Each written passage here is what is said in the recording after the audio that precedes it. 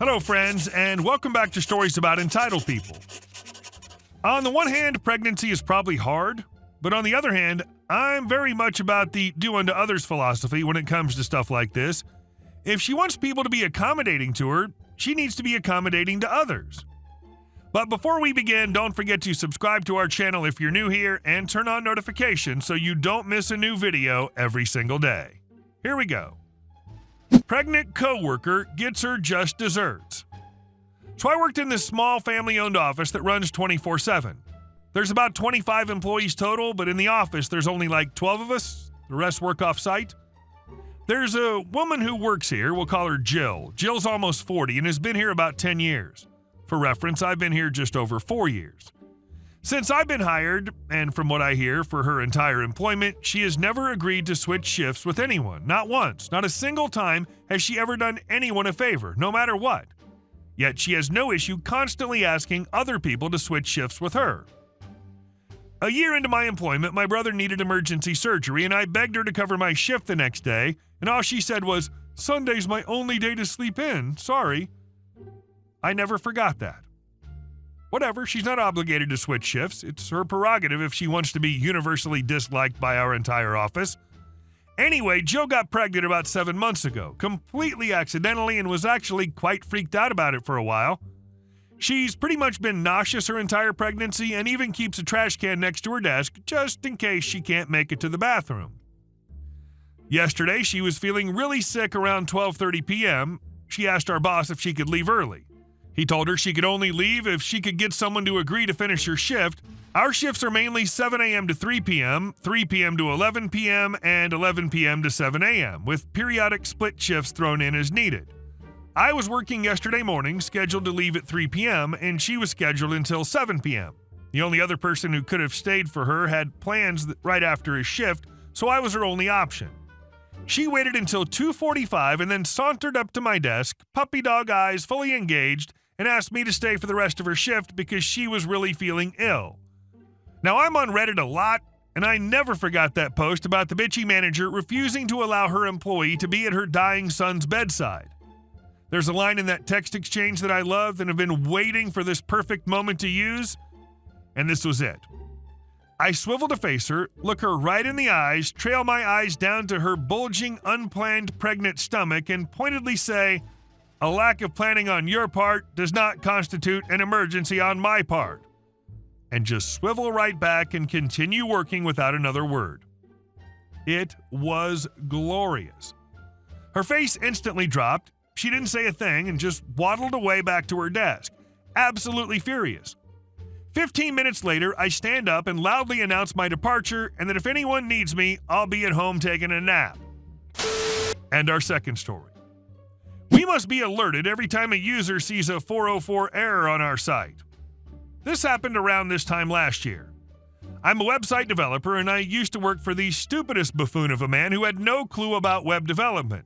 He just ran the company, managed the accounts, etc., but he thought he did.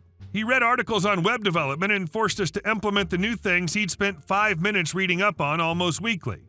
One day he was messing about on our company's site, and because of some work I was doing, one of the pages he was trying to look at was temporarily unpublished, resulting in a 404 error. This is just what the website tells you when a page can't be found at the URL you're visiting. He went berserk and lectured me on how this was completely unprofessional, and if a customer ever saw it, we'd lose them. I rolled my eyes and said it was only for a minute and it was fine. He then told me we needed to be alerted somehow every time a user got a 404 error on the site. First of all, this is ridiculous. You don't need to be alerted every time this happens. Second of all, sites get hundreds and hundreds of 404 errors every day due to automated scripts trying random URLs to see if they can find anything good, or spiders trying to look for pages that may have once existed but don't anymore. I explained this to him, but he wasn't having any of it. No, we need to be emailed every time this happens so we can fix it. I was crying with despair internally at this point, but I decided it'd be hilarious to prove my point anyway. I set up a script on our 404 template that'd email him every time a 404 page was displayed and left it out overnight. I came in the next day to find him sitting there scrolling through pages of his webmail trying to delete the 4,000 or so emails that had arrived overnight. The best part was you could search for the subject, but at most only 100 were displayed at a time, so he'd have to delete 40 pages of emails. I also made sure to take my sweet time disabling it, so he'd probably got a couple hundred more before I got around to doing it. And our last story. Your dog bit my daughter, and your warning signs are fake. I'm 22, Nancy is 18. We grew up together since she was born. For years now, she's begged her parents for a dog and volunteered at the shelter to learn proper caring.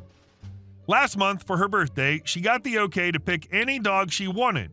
She chose a 5-year-old greyhound from the shelter that was known for her aggressive behavior towards everyone but her, due to an abusive past. He'd bonded with her, and she called him Snoop because she's a huge Snoop Dogg fan and saw the chance for a pun. To make sure Snoop couldn't hurt anyone, they put a higher fence around their yard, and they had to put a lock on both gates to the front and the one in my backyard after we found he can open doors when he attacked me while gardening. Also, they planted bushes along the fence and placed several signs saying, "Warning, aggressive dog, will bite and attack. Do not touch, let out, or go in." Idiot-proof, right? Well, not so much. Last Saturday, we had a neighborhood girls-only barbecue at my place, 11 girls aged 7 to 22, because we're a bunch of sisters, honestly. Nancy and I made sure none of the younger girls could even accidentally open the gate as Snoop was outside in their yard, and even with Nancy there, he was still aggressive. Though she was professionally training him, and it was all starting to get better. They still had a long way to go. To allow emergency exits from their yard into ours, the gates locked with a mere long hook that wasn't reachable for kids. As we were just doing our thing, we'd been on it for hours. Snoop started barking vividly. Again. So we didn't quite care, since one of us probably had gotten too close to the fence while playing. Dead wrong. One of the girls came up to us telling there was someone with Snoop, and that's when we heard the screaming. Nancy smashed through the gate, I behind her, but on my side of the fence securing the gate. There stood EM, kicking aggressive Snoop away over and over again and still kicking him when he backed off, whining, while EK was on the ground behind her, screaming in pain. Note, we had absolutely no idea who they were or how or why they'd gotten in. Nancy, stop! What are you doing? She pushed EM back to put herself in front of her dog. EM, this dog bit my daughter. It's an aggressive beast. Nancy, why are you even in our backyard? EM, EK wanted to pet your hellhound. Now look at her. At this point, I snapped back into reality. Each party had someone injured here. The girl was crying, and Snoop didn't even bark at the strangers anymore. So I entered the yard, and Snoop doesn't budge at all. Definitely something wrong. Me, stop fighting and care for Snoop. Ma'am, does your daughter need an ambulance? That at least broke them apart, but the girl did indeed need an ambulance. Her hand looked pretty torn up, so I made the call, and because it had to be, the ambulance arrived with the police car in tow. Damn, that moment I knew we were doomed. Nancy had by now called the home call vet. Snoop wasn't doing well either. I'd never seen the dog this quiet, and I feared the worst. The policemen, P1 and P2, approached me first. P1, are you the caller? Can you tell us what exactly happened?